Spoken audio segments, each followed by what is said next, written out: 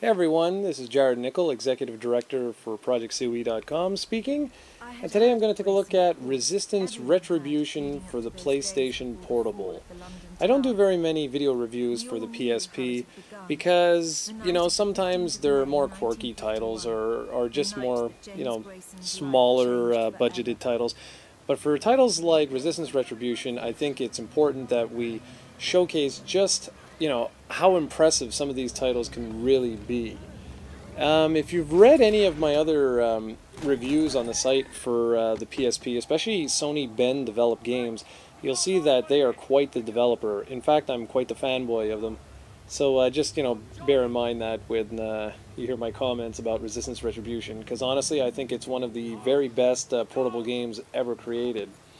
So let's begin. Alright, the game starts off with players taking on the role of James Grayson. Now, that might come as a little bit of a surprise because you're not actually playing Nathan Hale, who's the main character in the two Resistance games on the PSP. You should also take note that this is developed by Sony Ben, as I said just a few seconds ago, and not by Insomniac. So that's just, putting it out there, okay? But in this case, this is a great thing because Sony Ben knows the PSP hardware inside and out. So anyways, James Grayson.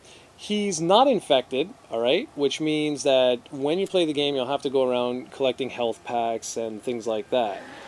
In terms of storyline, he's not part of like some intricate group that's going to be able to, take out the Chimera once and for all. So the story overall is a lot less epic in nature than the two PS3 outings. Too many PSPs, PS3s here. Anyways, what happens is James Grayson, on one of his missions, he goes and he sees that his brother's been infected with the Chimeran virus, so he has to actually kill him. When he does this, he goes on a rampage and eventually he gets like court-martialed because he's not following orders and what have you. Anyways, eventually he gets thrown back into the mix, and that's where players take on the role. I don't want to spoil anything for you guys, but you should know that there are returning characters from the other two Resistance games, primarily Parker and Cartwright. So, okay, that's really good stuff. If you know those characters, you'll know that you can expect a lot of humor in the story and stuff like that. Now, control-wise, the gameplay is just like the other two Syphon Filter games that Sony Ben created on the PSP. That means their controls are very similar to the Nintendo 64. It means they use the analog nub to basically move around, and you use the face buttons, the triangle, square, circle, and X button, to look around. It does take a little bit of getting used to, but if you play the other two Syphon Filter games, you'll feel right at home. And the controls work superbly well. In terms of targeting, it's important to note that there is the ability to auto-aim, to manually aim, but primarily you're going to use the auto-aim function. The way this works is there's a reticle, a little box, okay, that appears in the middle of the screen, and as soon as targets appear inside this box, the targeting reticle will automatically go and attach itself to one of these enemies. Then you simply press one of the face buttons and you'll just swap between targets. This works better than you could possibly imagine, especially considering the PSP is missing that second analog stick, so it'd be kind of rough to work around anything else like this. Okay, now, enemies are almost always attacking you, so you don't think that just because there's an auto-aim mechanic that it's going to be overly easy, because it's really not. The other system that's really useful to use is the covering mechanic. This is really easy to work with. You simply walk up to a structure and James will automatically huddle down in front of it.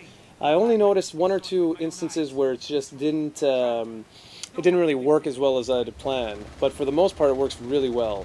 There's also a lot of variety. It's not just like foot-based missions. There's also a lot of swimming and mech driving and things like that.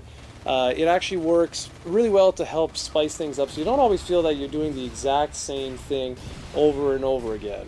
Now, not everything is perfect. James does move really slow, and especially if you're playing on the harder difficulties, you'll really want to sort of jump from one cover to the next cover, but you can't really do that whatsoever because he's just too damn slow. Now, there's quite a bit of extras here that I just want to touch on really quick. There's something called PSP Plus mode, where it actually allows you to use a PlayStation 3 and the DualShock 3 from the PS3 in order to control your game. What happens here is that reticule, that auto-aiming mechanic there, that just disappears completely, and you're given your second analog stick. Only thing that I found is that this actually sort of showcases the slowness of the title even more. But, you know, if you've got one of those new PSPs, playing on your DualShock 3 right on the big screen TV is really the way to go. Next up, the Infected mode. This is really interesting. If you have a copy of Resistance 2, you can actually infect your copy of Resistance Retribution, and all of a sudden James Grayson now is no longer not infected. He becomes infected. And what's really great about this is this drastically changes, like fundamentally changes the gameplay. So forget about health packs, forget about all that garbage. Now, if you stay in cover, you'll actually automatically heal yourself. What's good about this is that the developer decided, you know what, this is going to be too easy, so they increased the overall difficulty. So think of all these different things, and this is just the single-player experience. Pretty amazing, all of the rich variety that Sony Ben has added to what would typically, you put in quotations, a portable title. So this is pretty sick stuff. In terms of multiplayer, there's a lot of different things you can do here. There's 5 main gameplay modes, typical stuff like deathmatch, team deathmatch, capture the flag, you know, that sort of stuff. There's a couple of, like, one game in particular is pretty cool, but you'll see if you play the game. There's what's called stat tracking, which is available on myresistance.net. That's very useful, so you can see what your friends are doing and whatnot. The online also supports clans, voice chatting, and more. And I gotta tell you, from my limited time playing the multiplayer, I truly did not notice too much lag, which is pretty impressive for a Wi-Fi system to begin with. Audio-visually, this is a really impressive game. This is right up there with the 2 Syphon Filter games. The only negative side is I found that the environments could be a little bit bland because the color palette is primarily in the browns and the darker colors, but that's to do with the setting that Insomniac had created with the original Resistance. Other than that, though, you can expect impressive animations, detailed characters, some really diverse enemies, and, you know, everything really is detailed. Even the environments, they're just a little barren every once in a while. In terms of voice acting, very impressive stuff. Parker, which you'll remember from the original Resistance, she's back and she narrates the story again. So it's actually, it feels better than Resistance 2 in terms of storyline, even though it's not quite as epic as I mentioned before. Also, the other thing I found kind of weird is that some of the dialogue just isn't really there in terms of this being a 50s game. It just seems kind of weird to be using slang that we use today. But overall, this is one game that you're definitely going to want to wear the earplugs for because it really has an immersive soundtrack and it's just a really top-notch quality title. So to end off, it's one of these games that you guys should really check out. I've given the game a 9.3 on 10, and I think you'll agree with me that it truly deserves it. It's one of the best PSP games ever made, and it's one of the best portables I've played in years. Sony Ben, you've done it again. Thanks for watching, everyone, and I'll see you soon with my next video review.